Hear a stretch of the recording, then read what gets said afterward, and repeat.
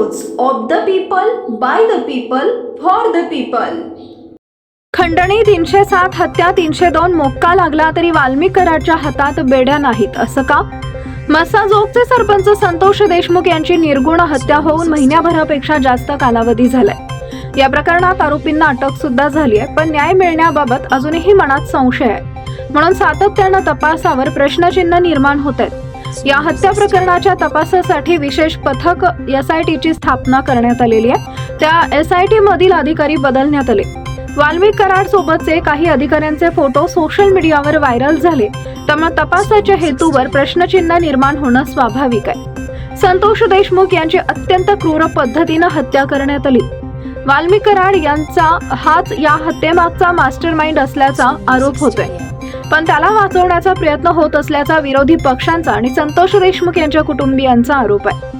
वाल्मिक कराड हा राष्ट्रवादी काँग्रेसचे नेते आणि मंत्री धनंजय मुंडे यांचा मित्र आहे. मुंडे यांचा निकटवर्तीय असल्यामुळे वाल्मिक कराडला वाचवण्याचा प्रयत्न होतोय. त्याला तुरुंगातही कैद्यांसारखी वागणूक मिळत नसल्याचा आरोप होत आहे.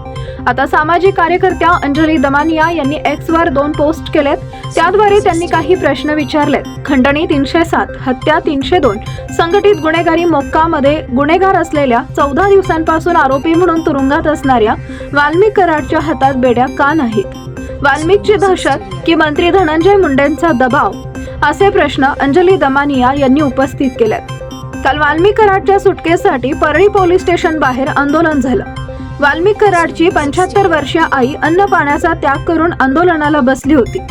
मोक्का लावल्यानंतर त्याच्या समर्थकांनी परळी बंद केली.